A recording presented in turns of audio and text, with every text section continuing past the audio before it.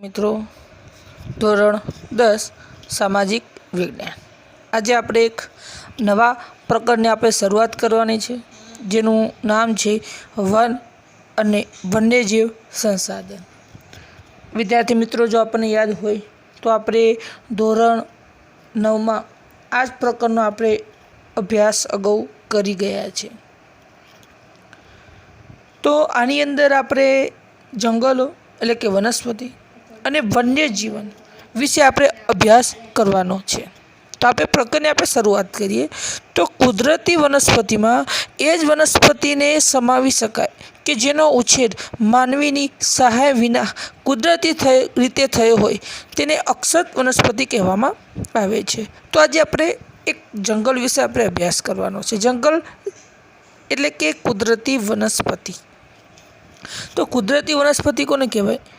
તો એ એવા પ્રકારની વનસ્પતિ છે કે જેનો ઉછેર માનવીએ કર્યો નથી। એક કુદરતી રીતે આવી વનસ્પતિ ઉગરી નીકળી છે, જેને આપણે બીજી ભાષામાં અક્ષત વનસ્પતિ તરીકે પણ આપણે ઓળખીએ છીએ।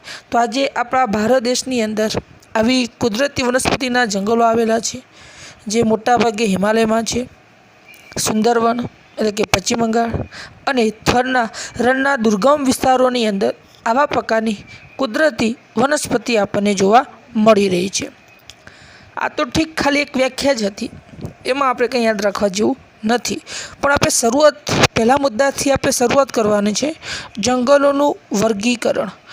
આ પ્રશ્ન મોસ્ટ આઈએમપી છે, 2 ગુણમાં પૂછાઈ શકે છે અલગ અલગ મુદ્દાઓની અંદર, એટલે આપણે ખાસ યાદ રાખવાનું છે। પરીક્ષામાં પ્રશ્ન પૂછાય કે જંગલોનું વર્ગીકરણ કરો, બરાબર છે?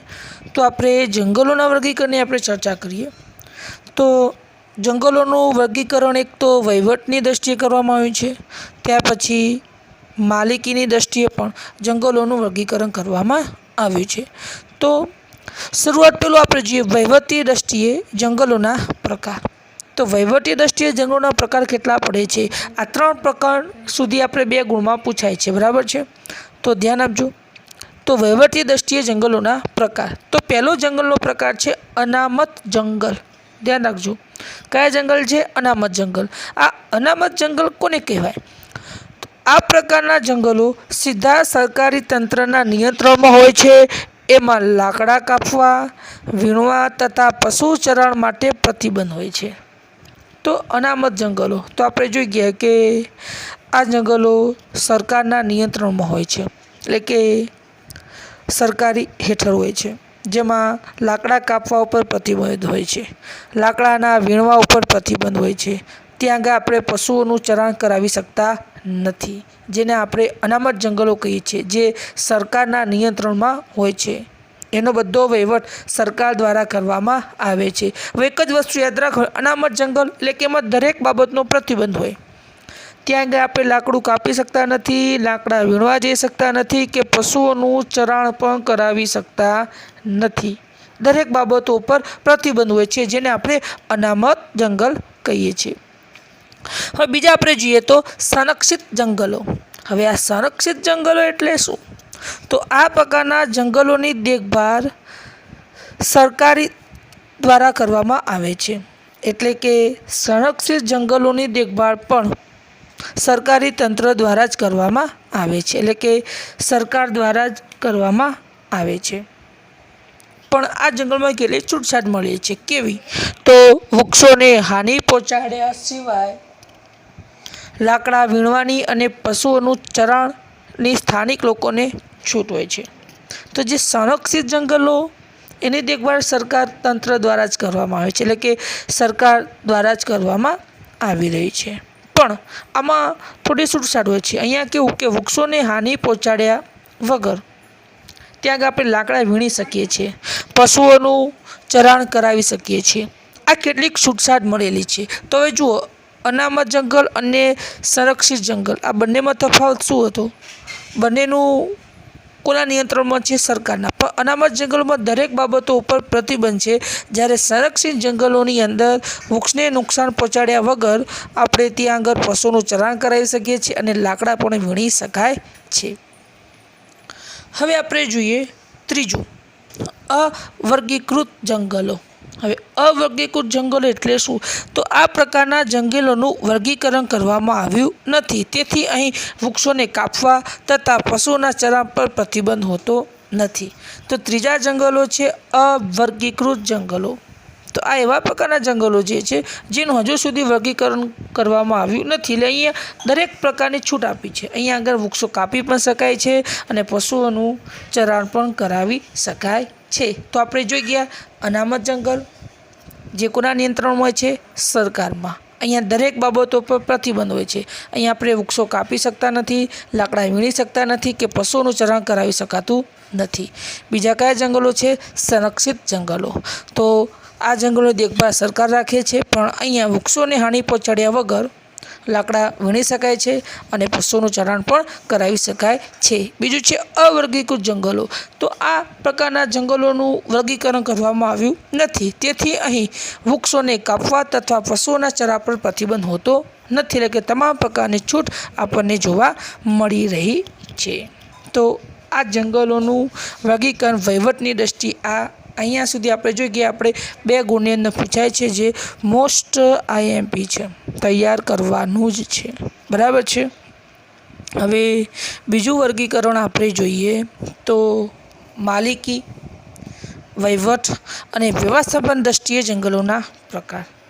તો માલિકી, વહીવટ અને વ્યવસ્થાપન દ્રષ્ટિએ જંગલોના પ્રકાર, આમાંથી આપણે ટૂંકું પૂછાય છે, બરાબર છે, જે 1 ગુણમાં પૂછાય અથવા તો 2 ગુણની અંદર પૂછાય છે। કયું પૂછાય છે હું તમને આઈએમપી આપી દઉં છું।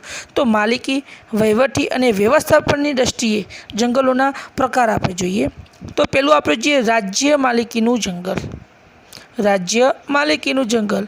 તો આ પ્રકારના જંગલો પર નિયંત્રણ રાજ્ય કે કેન્દ્ર સરકારનું હોય છે। તો જે જંગલો રાજ્ય માલિકીના હોય તો આવા જંગલો ઉપર જે રાજ્ય સરકાર અને કેન્દ્ર સરકારનું શું હોય છે? નિયંત્રણ હોય છે। એટલે કે રાજ્ય માલિકીના જંગલોનું ધ્યાન રાખવાનું કામ રાજ્ય સરકાર કે કેન્દ્ર સરકાર કરે છે। પછી બીજું જંગલ આવે છે સામુદાયિક વન। કયું આવે છે? સામુદાયિક વન। તો આ પ્રકારના જંગલો પર સ્થાનિક સ્વરાજ્યની સંસ્થાઓનું નિયંત્રણ હોય છે। તો સામુદાયિક જે વન જે છે એ આ પ્રકારના જંગલો પર સ્થાનિક સ્વરાજ્યની સંસ્થાઓ, આપણે પ્રશ્ન એ થાય આ સ્થાનિક સ્વરાજ્યની સંસ્થાઓ એટલે શું? સ્થાનિક સ્વરાજ્યની સંસ્થાઓ એટલે શું? તો એમાં ગ્રામ પંચાયત, તાલુકા પંચાયત, જિલ્લા પંચાયત, નગરપાલિકા, મહાનગરપાલિકા વગેરેનો સમાવેશ સ્થાનિક સ્વરાજ્યની સંસ્થાઓમાં આપણે કરીએ છીએ। તો સામુદાયિક જે વન છે આ જંગલોનું નિયંત્રણ કોણ કરે છે? સ્થાનિક સ્વરાજ્યની સંસ્થાઓ। અને ત્રીજા જંગલો છે ખાનગી જંગલો। હવે ખાનગી આવી ગયેલા આપણને ખ્યાલ આવી જ ગયો હશે કે આ પ્રકારના જંગલો વ્યક્તિગત માલિકીના હોય છે। તો આ પ્રકારનું જંગલ વ્યક્તિગત માલિકીનું હોય છે અને આવા પ્રકારના જંગલો કયા રાજ્યોમાં આવેલા છે? તો ઓડિશા, મેઘાલય, પંજાબ, હિમાચલ પ્રદેશમાં આ પ્રકારના જંગલો આવેલા છે। તો હવે આપણે અહીંયા આઈએમપીની અંદર એક બીજા નંબરનું મોસ્ટ આઈએમપી છે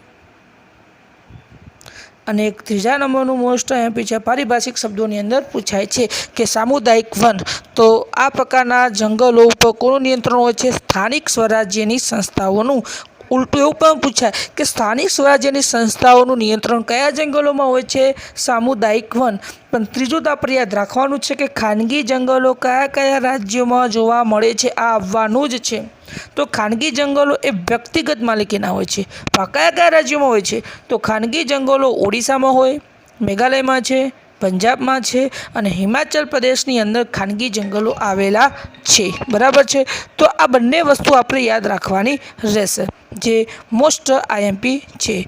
તો ખાનગી જંગલો, તો આ પ્રકારના જંગલ વ્યક્તિગત માલિકીના હોય છે, જે મેઘાલય, પંજાબ, હિમાચલ પ્રદેશની અંદર આવેલા છે। આગળના મુદ્દા તરફ આગળ વધીએ તો આગળનો મુદ્દો છે નિવનીકરણ, એટલે કે જંગલનો વિનાશ, બરાબર છે। તો નિવનીકરણ એટલે કે જંગલને નષ્ટ થવું, જે આખા વિશ્વની એક સમસ્યા છે। તો આજે જે નિવનીકરણ એટલે કે જંગલનો વિનાશ, તો પ્રશ્ન પરીક્ષામાં પ્રશ્ન પૂછાશે કે નિવનીકરણની અસરો જણાવો, બરાબર છે।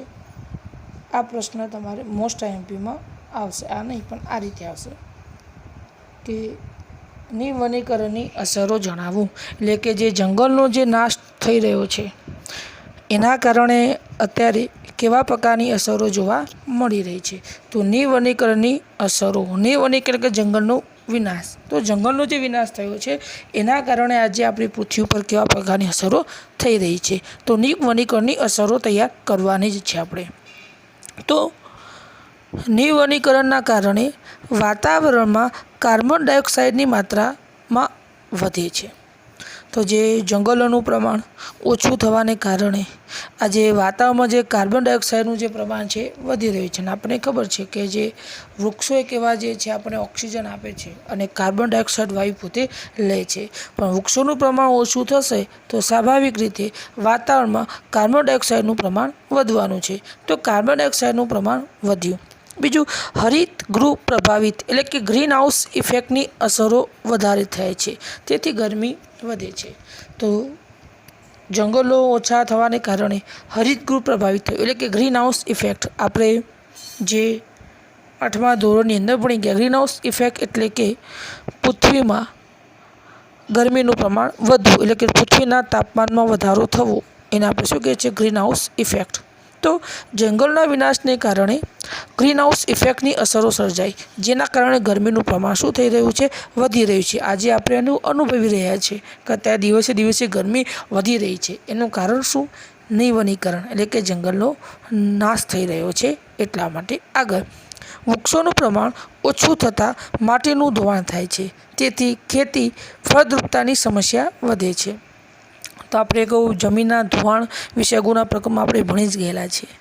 તો આજે વૃક્ષોનું પ્રમાણ ઓછું થાય એટલે માટીનું ધોવાણ થવાનું છે, જમીનનું ધોવાણ થશે, અને જમીનનું ધોવાણ થશે તેથી ખેતી ફળદ્રુપતાની સમસ્યા ઊભી થશે. કારણ કે જમીનની અંદર રહેલી જે ફળદ્રુપતા છે એ ફળદ્રુપતા ઓછી થઈ જશે. બરાબર છે. તો આજે આપણે જોઈ ગયા કે જે રીતે વૃક્ષોનું પ્રમાણ ઓછું તો એના કારણે જમીનનું ધોવાણ વધી રહ્યું છે, એના કારણે જમીનની ફળદ્રુપતા ઓછી થઈ, જેના કારણે એની અસર ડાયરેક્ટ ક્યાં થઈ? ખેતી ઉપર. આગળ, દ્વિકલ્પીય ભારતમાં જંગલનો મોટા પાયે નિવનીકરણના કારણે જંગલોના જે વિસ્તાર જે છે એ ઘટ્યો છે. ધ્યાન આપજો ખાસ. તો ભારતનો દ્વિકલ્પીય પ્રદેશ, દ્વિકલ્પીય પ્રદેશ એટલે કે દક્ષિણ ભારત, ત્યાં મોટા પાયે જંગલોનું નિવનીકરણ જોવા મળે. એટલે કે દ્વિકલ્પીય પ્રદેશની અંદર મોટા પાયે જંગલોનો નાશ થઈ રહ્યો છે. એના કારણે જંગલનું પ્રમાણ ધીરે ધીરે ઘટવા લાગ્યું છે. લોકો પોતાની જીવન જરૂરિયાત ચીજ વસ્તુઓને સંતોષવા માટે આજે જંગલોને કાપી રહ્યા છે. પછી લાકડું મેળવવા માટે હોય, ઔષધિ મેળવવા માટે હોય, કે પછી કોઈ પણ ચીજ વસ્તુ મેળવવા માટે હોય, એના કારણે વધુમાં વધુ જંગલો કાપી રહ્યા છે. તો આની અસર દ્વિકલ્પીય પ્રદેશોમાં આપણને વધારે જોવા મળી રહી છે. આગળ, અનેક કુદરતી આવાસો સજીવો ગુમાવવા લાગ્યા. આપણે જોઈ ગયા કે જે સજીવો એટલે કે જે પ્રાણીઓ છે એ પ્રાણીઓના રહેઠાણો કયા છે? જંગલો જ છે. પણ જંગલોનું પ્રમાણ ઓછું થવાને કારણે જે સજીવો જે છે, સજીવો પોતાના આવાસો ગુમાવી રહ્યા છે. એના કારણે હવે તકલીફ ક્યાં થઈ કે જે સજીવો જે છે ખોરાકની શોધમાં હવે જંગલોની બહાર આવી રહ્યા છે. તો આપણે જોઈ ગયા કે જે કુદરતી આવાસો સજીવો ગુમાવવા લાગ્યા, પરિણામે વન્યજીવો ખોરાક માટે અને પાણીની શોધ માટે માનવ વસવાટના ક્ષેત્ર તરફ આવી રહ્યા છે. હવે જંગલો રહ્યા નહીં એટલે પ્રાણીઓ શું કરવા લાગ્યા? ખોરાક અને પાણીની જરૂરિયાત સંતોષવા માટે માનવ વસવાટ તરફ આવી રહ્યા છે. કે જે જગ્યાએ માનવ વસવાટ કરી રહ્યો છે એ જગ્યાએ આપણે ઘણી જગ્યાઓ સાંભળતા હોઈએ છીએ આપણા ગુજરાતમાં, ખાસ કરીને સૌરાષ્ટ્રમાં, કે કોઈ ગામની અંદર સિંહ ઘૂસી ગયો, કોઈ દીપડો જોવા મળ્યો. આનું કારણ શું?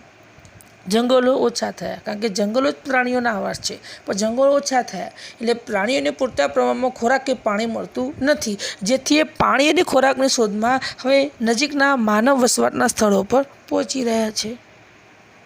એના કારણે કઈ તકલીફ થાય? એના કારણે માંસાહારી વન્યજીવો દ્વારા જંગલથી નજીકના ક્ષેત્રમાં વસતા પશુપાલકના પાલતુ પશુઓને મારવાના બનાવો વધી રહ્યા છે.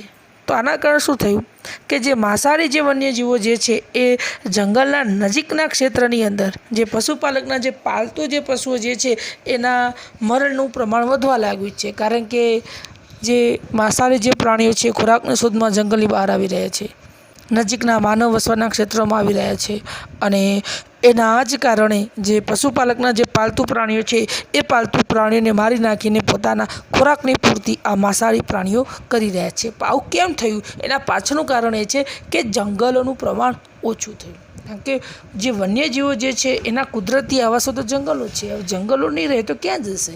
એટલે માનવ વસવાટના ક્ષેત્રોમાં આવવા લાગે, અને જ્યાં જે પાલતુ જે પ્રાણીઓ છે એમને મારીને પોતાના ખોરાકની પૂર્તિ કરવા લાગ્યા. તો આ નિવનીકરણની અસરો છે. આ બધું જે સમસ્યા સર્જાઈ એના પાછળનું કારણ શું છે કે જંગલોનું પ્રમાણ શું થયું? ઓછું થયું. નિવનીકરણ આપણને જોવા મળે. એના જ કારણે આ દરેક પ્રકારની સ્થિતિ સર્જાય છે. પછી કાર્બન ડાયોક્સાઇડ વાયુનું પ્રમાણ વધ્યું હોય, ગરમીનું પ્રમાણ વધ્યું હોય, માટીનું ધોવાણ થવા લાગ્યું, વન્યજીવો પોતાના આવાસો ગુમાવવા લાગ્યા, જેથી કરીને માનવ વસવાટ ક્ષેત્રોમાં આવવા લાગ્યા અને પાલતુ પ્રાણીઓને મારી નાખવા લાગ્યા. આ બધી સ્થિતિ નિવનીકરણના કારણે જ આપણને જોવા મળી રહી છે.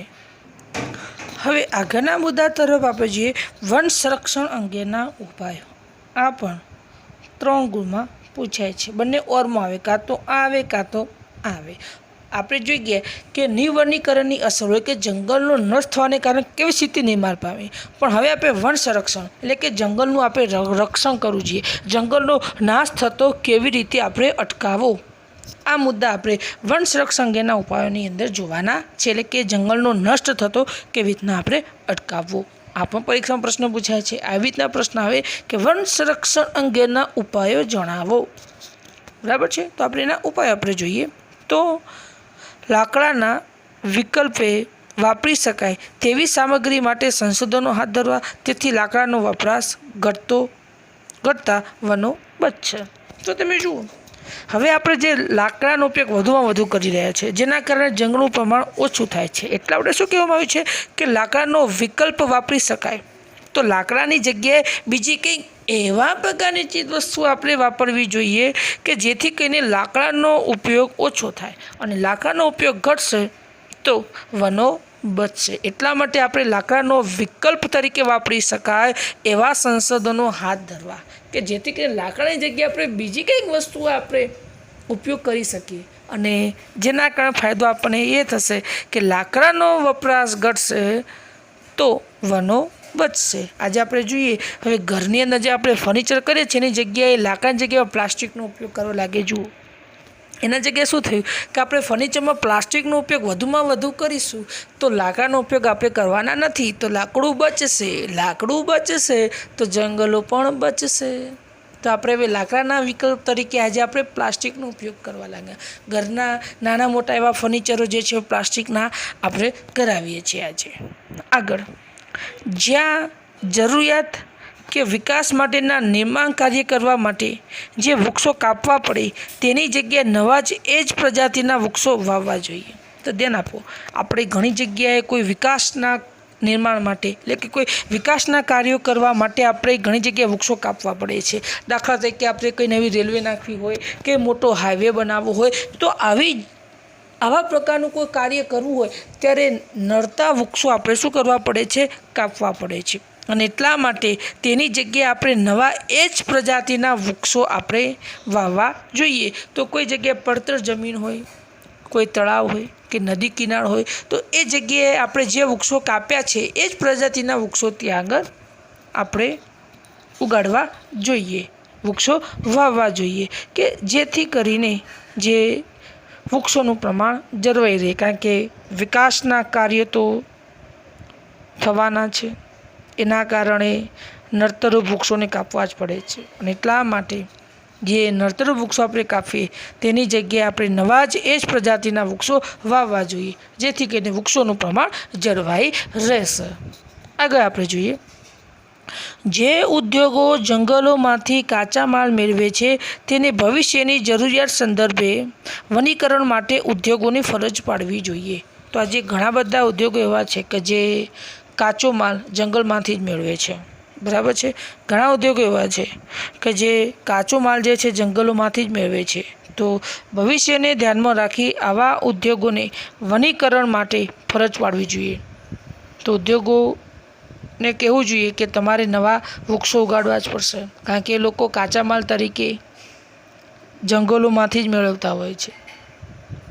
ઘણા એવા ઉદ્યોગો જે છે, ઉદાહરણ તરીકે આપણે જોઈએ તો ઘણા ઉદ્યોગો કાગળ બનાવતા હોય, પણ કાગળ શામાંથી બને છે? વૃક્ષોમાંથી જ. વૃક્ષો કાપવા પડે અને એ પોચા લાકડામાંથી પછી આગળ જઈને કાગળ બનતો હોય છે. તો એ કાચો માલ ક્યાંથી મેળવે છે? જંગલોમાંથી જ મેળવે છે. તો આવા ઉદ્યોગોને ફરજ પાડવી જોઈએ વનીકરણ માટે, એટલે કે જેથી કરીને એ લોકો નવા વૃક્ષો વાવે. તો ધ્યાન આપજો. તો જે ઉદ્યોગો જંગલોમાંથી કાચો માલ મેળવે છે તેને ભવિષ્યની જરૂરિયાતના સંદર્ભે વનીકરણ માટે ઉદ્યોગોની ફરજ પાડવી જોઈએ, કે એ લોકો જંગલોનું પ્રમાણ વધારે એ માટે ફરજ પાડવી જોઈએ. તો ઇકો ટુરિઝમના વિકાસના નામે જંગલોની સ્થિતિ ન જોખમાય તે માટે કડક રીતે નિયમન કરવું જોઈએ. તો ધ્યાન આપો, આજે ઇકો ટુરિઝમ એટલે કે આજે જે ખાસ કરીને જે ઇકો ટુરિઝમના વિકાસ માટે, એટલે કે પ્રવાસન સ્થળના વિકાસ માટે જંગલોની સ્થિતિ ન જોખમાય, એટલે કે જંગલોને કોઈ નુકસાન ન થાય માટે કડક રીતે નિયમન કરવું જરૂરી છે. કારણ કે આજે આપણા ભારત દેશની અંદર જંગલની અંદર ઘણા બધા એવા સ્થળો જે છે કે જે પ્રવાસન સ્તરે વિકાસ પામી શકે એવા છે, પણ એ પ્રવાસન તરીકે વિકાસ પામતા પહેલાં એ ત્યાં આગળ રહેલા જે વૃક્ષો જે છે, જે જંગલો જે છે, જે વનસ્પતિને છે એને નુકસાન ન થાય એ માટે કડક રીતે નિયમન કરવું જરૂરી છે. કારણ કે પ્રવાસન સ્થળના વિકાસ માટે આપણે જો જંગલને નુકસાન પહોંચાડીશું તો ઉપરથી જંગલનું પ્રમાણ ઘટશે. આગળ, સ્થાનિક લોકોમાં આ અંગે જનજાગૃતિ કાર્યક્રમોનું આયોજન કરવું. તો સ્થાનિક લોકોની અંદર પણ જંગલો આપણને કઈ રીતે ઉપયોગી છે, જંગલોનું પ્રમાણ ઘટવાથી કયા પ્રકારની મુશ્કેલી નડતરરૂપ થશે, આવી દરેક પ્રકારની માહિતી ત્યાંના લોકોને આપી જનજાગૃતિના કાર્યક્રમો કરવા, કે જેથી કરીને જંગલોને કોઈ નુકસાન ન થાય. સાથે સાથે શાળા કોલેજોમાં શીખવાતા પાઠ્યક્રમોમાં વન સંરક્ષણની વિશેષ જરૂરિયાતો સમજાવી. તો જે શાળા કોલેજોની અંદર જે અભ્યાસક્રમો જે છે એમાં પણ વન સંરક્ષણ વિશેષની જરૂરિયાતો સમજાવી, એટલે કે જંગલો આપણને કઈ રીતે ઉપયોગી છે એના વિશેની માહિતી વિદ્યાર્થીઓ સુધી પહોંચાડવી. જો વિદ્યાર્થીઓ આપણે ધોરણ 5થી તે ધોરણ 10 સુધી કોઈ એક પ્રકરણ એવું તો હોય જ છે કે જે જંગલો વિશેનું હોય છે. આવું કેમ ભણાવવામાં આવે છે? જેથી કરીને આપણે જંગલોની ઉપયોગિતા સમજી શકીએ. જંગલો આપણા માટે બહુ ઉપયોગી છે. તો લોકોની અંદર જાગૃતતા લાવવા, સાથે સાથે શાળા કોલેજોમાં શીખવતા જે પાઠ્યક્રમોમાં પણ વન સંરક્ષણની વિશેષ જરૂરિયાતો સમજાવી, એટલે કે વન સંરક્ષણની જે માહિતી જે છે એ વિદ્યાર્થીઓ સુધી પણ પહોંચાડવી જરૂરી છે. આગળ, ઘાસચારો અને બળતણ માટેની જરૂરિયાત માટે સામાજિક વનીકરણ અને કૃષિ વનીકરણને આયોજનબદ્ધ પગલાં ભરી સઘન વિસ્તારવો. તો આજે ઘણી જગ્યાએ ઘાસચારો અને બળતણ માટેની જરૂરિયાત પૂરી કરવા માટે, કારણ કે ઘણી જગ્યાએ પાલતુ પ્રાણીઓનું પ્રમાણ વધારે હોય તો ત્યાં આગળ ઘાસચારાની જરૂરિયાત વધારે ઊભી થાય. ગામડાની અંદર બળતણનો ઉપયોગ વધારે થતો હોય તો આની જરૂરિયાત માટે સામાજિક વનીકરણ કરવું, લોકો ભેગા થઈને જંગલોનું પ્રમાણ વધારે, પડતર જમીનમાં નવા વૃક્ષોનો ઉછેર કરે. તો સામાજિક વનીકરણ કરવું, કૃષિ વનીકરણ કરવું, એટલે કે ખેતરની અંદર વૃક્ષો ઉગાડવા. આ રીતે આયોજન કરી પગલાં ભરવામાં આવે તો જે ઘાસચારો અને બળતણની જરૂરિયાતો પૂરી પાડી શકાય. તો નવા વૃક્ષો ઉછેરવા. સામાજિક વનીકરણની અંદર શું હોય છે ખબર છે વિદ્યાર્થી મિત્રો? કોઈ પડતર જમીન હોય, કોઈ કામની ન હોય તો ત્યાં આગળ વૃક્ષો ઉછેરવા. કૃષિ વનીકરણ એટલે શું? તો ખેતરની અંદર આજુબાજુની અંદર વૃક્ષો ઉછેરવા, જેથી કરીને વૃક્ષોનું પ્રમાણ વધારી શકાય અને આ વૃક્ષોનો ઉપયોગ પછી ભવિષ્યમાં બળતણ તરીકે કરી શકાય છે. પણ આગળ આપણે જોઈએ, બળતણની જરૂરિયાતમાં લાકડાનો વપરાશને બદલે સૌર ઉર્જા, કુદરતી વાયુ વગેરે જેવા વિકલ્પ પણ અપનાવવા જોઈએ. તો તમે જુઓ અત્યારે દિવસે દિવસે બળતણનો ઉપયોગ વધતો જઈ રહ્યો છે, ખાસ કરીને ગામડાની અંદર. પણ આપણે બળતણની જરૂરિયાતમાં લાકડાનો વપરાશને બદલે કે લાકડાની જગ્યાએ આપણે સૌર ઉર્જાનો ઉપયોગ કરીએ, સૂર્ય ઉર્જા આવે છે એનો, તો પછી કુદરતી વાયુ એટલે કે ગેસનો ઉપયોગ કરીએ વગેરે જેવા વિકલ્પો અપનાવવા જોઈએ, પણ બળતણનો ઉપયોગ કરવો જોઈએ નહીં, જેથી કરીને જંગલોનું પ્રમાણ ઘટે નહીં. કારણ કે ઘણા ગામડામાં શું કરે ખબર છે, લાકડા જે વૃક્ષો જે છે એ વૃક્ષોને કાપીને એના જે લાકડા જે છે લાકડાનો ઉપયોગ બળતણ તરીકે લોકો કરતા હોય. આના કારણે વૃક્ષોનું પ્રમાણ કેટલું ઘટતું જાય. બધા લોકો બળતણ તરીકે લાકડાનો ઉપયોગ કરશે તો એટલા માટે સરકાર તમને જુઓ તો જે ગામડાની અંદર પણ જે ગરીબ લોકો જે છે એ લોકોને મફતમાં ગેસ આપે છે, એટલે કે ગેસના બાટલા આપે છે, જેથી કરીને બળતણનો ઉપયોગ ઓછામાં ઓછો થાય. તો ધ્યાન આપજો, બળતણની જરૂરિયાતમાં લાકડાના વપરાશને બદલે સૌર ઉર્જા, કુદરતી વાયુ વગેરે જેવા વિકલ્પ અપનાવવા જોઈએ. તમે જો આજે આપણા બધાના ઘરે ગેસના બાટલા હોય છે, એના આપણે કુદરતી વાયુ કહેવાય, ગેસ કહેવાય છે. કેમ ઉપયોગ કરીએ છીએ? જેથી કરીને આપણે બળતણનો ઉપયોગ ન કરવો પડે. સૌર ઉર્જાનો પણ ઉપયોગ કરી શકાય છે. તો બળતણની જગ્યાએ આપણે સૌર ઉર્જા, કુદરતી વાયુ વગેરે જેવા વિકલ્પો આપણે અપનાવવા જોઈએ. વન સંસાધનોનો કરકસરભર્યો ઉપયોગ કરવો જોઈએ, એટલે કે જે જંગલોમાંથી જે ચીજવસ્તુઓ આપણને પ્રાપ્ત થાય છે એનો આપણે જરૂરિયાત પ્રમાણે જ ઉપયોગ કરવો જોઈએ, એનો દુરુપયોગ કરવો જોઈએ નહીં. કારણ કે આજે જે સજીવ સૃષ્ટિ જે છે જંગલો ઉપર જ નિર્ભર છે. વરસાદ લાવવા માટે પણ વૃક્ષો ઘણા બધા ઉપયોગી છે. એટલા માટે જે વન સંસાધનો એટલે કે જંગલોમાંથી જે સાધનો આપણને પ્રાપ્ત થાય છે એનો કરકસર ભર્યો જ આપણે ઉપયોગ કરવાનો છે.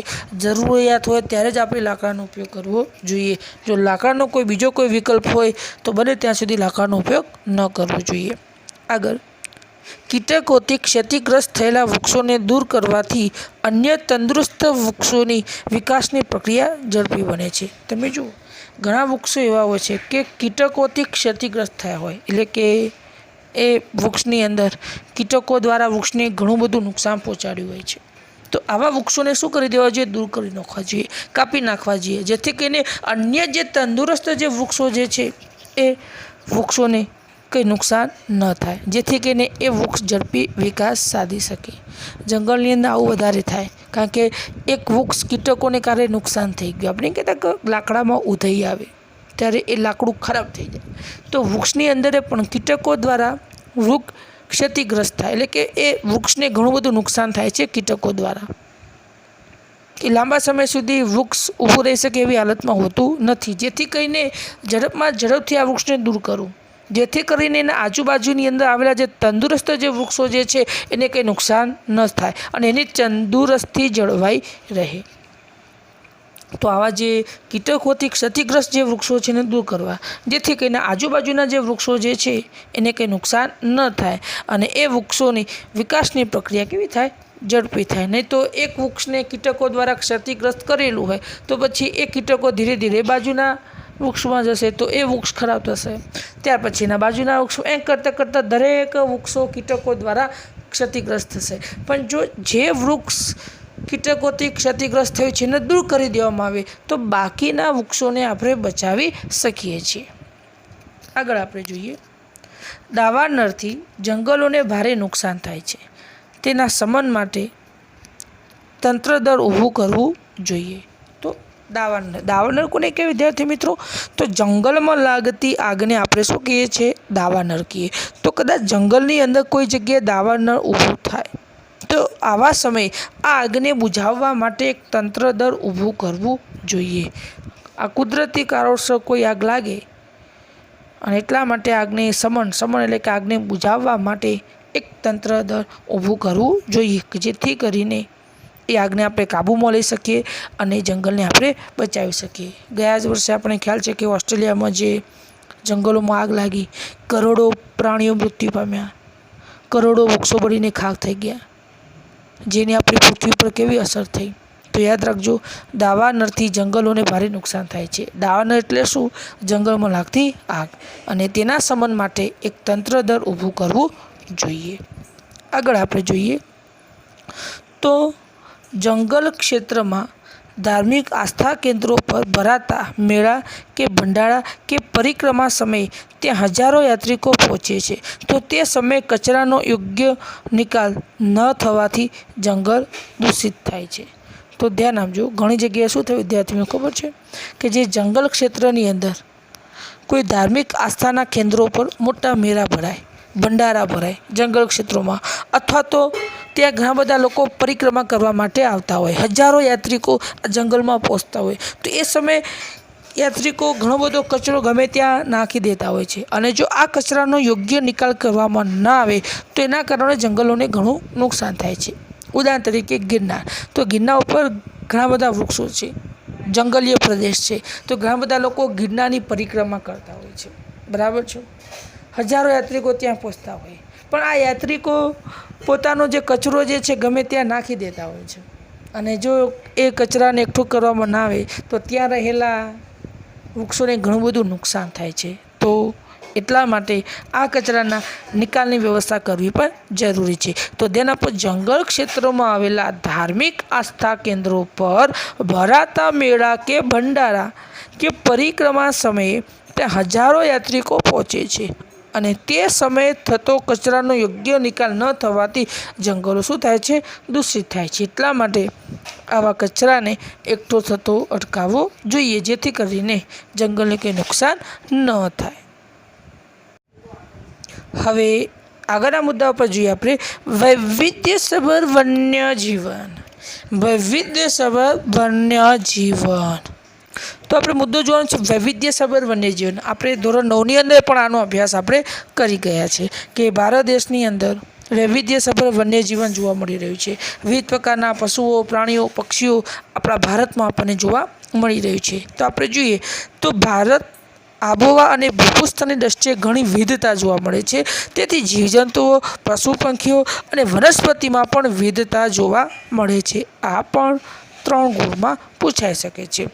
તો આપણા ભારત દેશની આબોહવામાં વિવિધતા છે.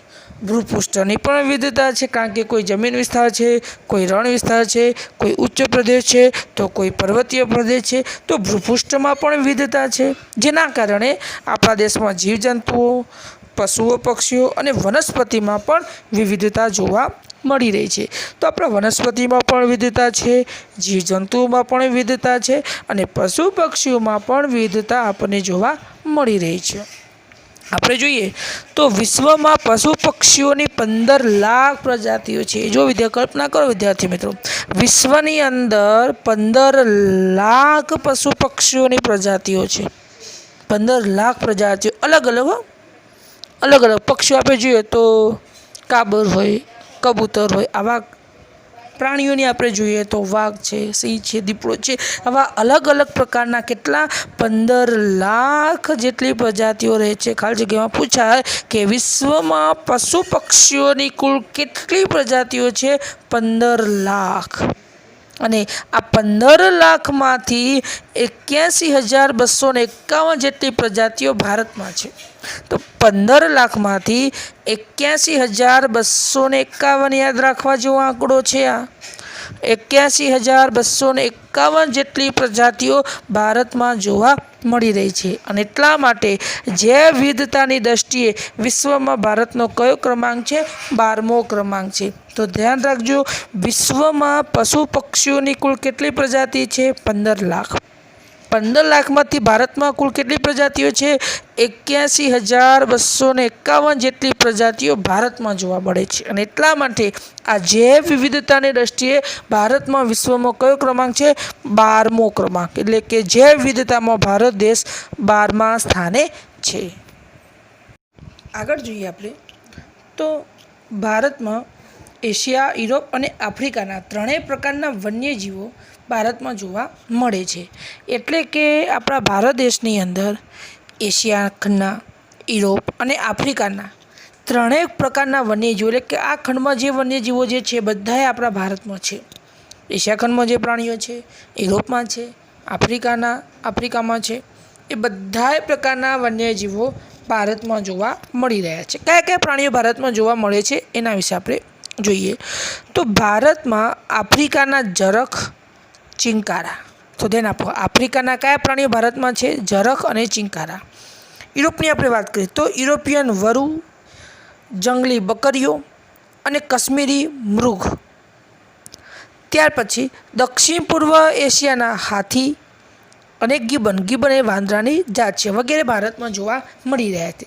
તો તમે જુઓ, આફ્રિકાના જરખ અને ચિંકારા આપણા ભારત દેશમાં છે. તો આફ્રિકાની અંદર જે જરખ, ચિંકારા છે ને, એવા જ પ્રકારના પ્રાણીઓ આપણા ભારતમાં છે.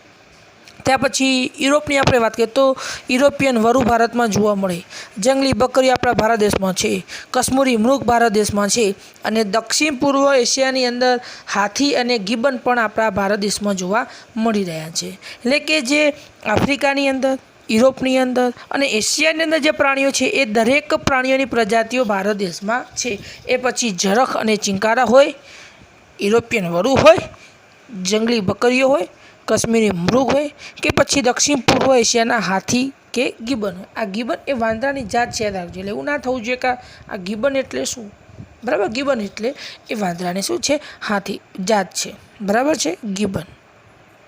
તો જે ગિબન જે છે એ ગિબન વાંદરાની જાત છે.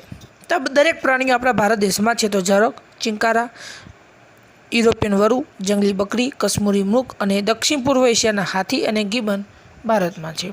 આગળ, જે વૈવિધ્યમાં કાળા રંગના રીંછ, એકશીંગી ગેંડો, હરણ, વિવિધ પ્રકારના સાપ ભારતમાં જોવા મળી રહ્યા છે. તો એ સિવાય ભારતની અંદર કાળા રંગના રીંછ આપણને જોવા મળી રહ્યા છે. જે અસમ જેવા રાજ્યોની અંદર આપણને એકશીંગી ગેંડો જોવા મળી રહ્યો છે. પક્ષીઓની આપણે વાત કરીએ તો પક્ષીઓમાં મોર છે, ઘોરાડ, બાજ, બરાબર છે, કલકલિયો, સુરખાબ, સારસ વગેરે આપણા ભારત દેશમાં આપણને જોવા મળી રહ્યા છે. તો આપણે જોઈ ગયા કે પક્ષીઓની અંદર આપણને મોર જોવા મળે, ત્યાર પછી ઘોરાડ જોવા મળે, બાજ જોવા મળે, કલકલિયો જોવા મળે, સુરખાબ જોવા મળે, સારસ પણ આપણા ભારત દેશની અંદર જોવા મળી રહે છે. તો આવા પ્રકારના પક્ષીઓ આપણને ભારતમાં જોવા મળી રહ્યા છે. તો ધ્યાન રાખજો વિદ્યાર્થી મિત્રો. તો ભારત દેશની અંદર મોર, ઘોરાડ, બાજ, કલકલિયો, સુરખાબ, સારસ વગેરે જેવા પક્ષીઓ ભારતમાં છે. એ સિવાય આપણે પર્વતની આપણે વાત કરીએ, ખાસ કરીને હિમાલયમાં, તો હિમાલયની ઊંચાઈ પર હિમદીપડા અને ત્યાં જ ઠંડા પ્રદેશમાં લાલ પાંડા વગેરે પ્રાણીઓ જોવા મળી રહ્યા છે. તો હિમાલયમાં આપણને બરફ જોવા મળે, ઠંડા પ્રદેશો છે એટલા માટે ત્યાં આગળ હિમદીપડા, એટલા માટે દીપડા છે પણ કેવા કયા છે, હિમદીપડા, કારણ કે ઠંડા પ્રદેશ છે. અને ત્યાં ઠંડા પ્રદેશોમાં આપણને લાલ પાંડા આપણને જોવા મળી રહ્યા છે. તો હિમદીપડા અને લાલ પાંડા એ આપણને હિમાલયની ઊંચાઈ પર જોવા મળી રહ્યા છે. આજે ભારતમાં એક એવો દેશ છે કે જ્યાં વાઘ અને સિંહ તેમના કુદરતી આવાસમાં વિચરે છે. તો ધ્યાન આપો, એક ભારત દેશ એવો જે છે કે જે સિંહ અને વાઘ બંને એમના કુદરતી આવાસમાં, એટલે કે બંને પ્રાણીઓ જંગલની અંદર વસવાટ કરી રહ્યા છે. ઘણા બધા રાજ્યોની અંદર આવા પ્રકારના પ્રાણીઓ ફક્ત પ્રાણી સંગ્રહાલયમાં જ જોવા મળતા હોય, જંગલોમાં નથી હોતા. પણ એક ભારત દેશ જે આપણે ગર્વ અનુભવીએ છીએ કે વાઘ અને સિંહ તેમના કુદરતી આવાસમાં વિચરે છે. એટલે કે એમના જે કુદરતી આવાસ, તો વાઘ અને સિંહના કુદરતી આવાસ એટલે કયા, જંગલો, એનાની અંદર રહી રહ્યા છે. અને આપણને ખ્યાલ છે કે સિંહ તો આખા એશિયા ખંડમાં ફક્ત ભારતના ગુજરાતમાં એ પણ ગીરમાં સિંહ જોવા મળી રહ્યો છે. એ પણ એમના કુદરતી આવાસમાં એટલે કે જંગલમાં જ રહે છે. તો યાદ રાખજો, તો ભારત એક એવો દેશ છે કે જ્યાં વાઘ અને સિંહ તેમના કુદરતી આવાસમાં વિચરે છે. એટલે કે વાઘ અને સિંહ એ જંગલની અંદર વસવાટ કરી રહ્યા છે. આગળ, શિયાળા દરમિયાન રાજસ્થાનમાં કેવલાદેવના રાષ્ટ્રીય ઉદ્યાન, ત્યાર પછી ભરતપુર અને ગુજરાતના નળ સરોવર જેવા વિસ્તારોમાં અસંખ્ય યાયાવર પક્ષીઓ દૂર દૂરથી આવે છે. તો જો વિદ્યાર્થી મિત્રો, શિયાળાની ઋતુની અંદર રાજસ્થાનની અંદર કેવલાદેવ રાષ્ટ્રીય ઉદ્યાન આવેલું છે અને બીજું રાજસ્થાનની અંદર આવેલું છે ભરતપુર. આ બંને રાષ્ટ્રીય ઉદ્યાનો રાજસ્થાનમાં આવેલા છે. અને ગુજરાતમાં આવેલું છે એક નળ સરોવર. આ એવા વિસ્તારો છે કે જ્યાં અસંખ્ય યાયાવર પક્ષીઓ દૂર દૂરથી આવે છે. યાયાવર પક્ષીઓ એટલે કે જે બીજા દેશમાંથી પક્ષીઓ ભારતમાં આવે એને યાયાવર પક્ષીઓ કહેવાય. ખ્યાલ આવી ગયો? બીજા દેશમાંથી જે પક્ષીઓ આપણા ભારતમાં આવે એને આપણે યાયાવર પક્ષીઓ કહીએ છીએ. તો શિયાળાની ઋતુની અંદર, કારણ કે શિયાળામાં ભારતમાં શું હોય છે, ઠંડી હોય છે, એના કારણે જે દેશમાં ગરમી પડતી હોય એ સમયમાં તો એ પક્ષીઓ આપણા ભારત દેશમાં આવતા હોય છે. તો શિયાળા દરમિયાન રાજસ્થાનના કેવલાદેવ રાષ્ટ્રીય ઉદ્યાન અને ભરતપુર બંને અલગ અલગ છે, બંને પક્ષી અભયારણ્ય છે. તો રાજસ્થાનના કેવલાદેવ રાષ્ટ્રીય ઉદ્યાન અને ભરતપુર જ્યારે ગુજરાતના નળ સરોવર જેવા વિસ્તારોમાં અસંખ્ય યાયાવર પક્ષીઓ આવે છે. પરીક્ષામાં પ્રશ્ન પૂછાય કે યાયાવર પક્ષીઓ કયા કયા વિસ્તારમાં જોવા મળી રહ્યા છે, તો શિયાળા દરમિયાન રાજસ્થાનના કેવલાદેવ રાષ્ટ્રીય ઉદ્યાન અને ભરતપુર, જ્યારે ગુજરાતના નળ સરોવર વિસ્તારની અંદર અસંખ્ય યાયાવર પક્ષીઓ દૂર દૂરથી આવે છે. આગળ આપણે જોઈએ ઓડિશાના સમુદ્ર કિનારે રેતીના તટે સમુદ્રી કાચબા ઈંડા મૂકવા આવે છે. તો ઓડિશા આપણું જે રાજ્ય જે છે એ ઓડિશા રાજ્યના જે સમુદ્ર કિનારો જે છે આ સમુદ્ર કિનારે રેતીના તટે કાચબા ઈંડા મૂકે છે. આ એક ગુણમાં આપણે યાદ રાખવાનું છે કે કયા રાજ્યના સમુદ્ર કિનારે કઈ પ્રાણી ઈંડા મૂકે છે, તો ઓડિશાના સમુદ્ર કિનારે જે રેતી હોય છે રેતીના તટે સમુદ્રી કાચબા ઈંડા મૂકવા આવે છે. તો સમુદ્ર કિનારે જે માટી હોય છે એ માટીની અંદર જે સમુદ્ર જે કાચબા જે છે શું મૂકે છે, ઈંડા મૂકે છે. તો આ આપણા ભારત દેશના પ્રાણીઓની વિવિધતા છે, બરાબર છે. તો આ વિવિધતા આપણે યાદ રાખવાની છે જે 3 માર્ક્સમાં પૂછાઈ શકે છે.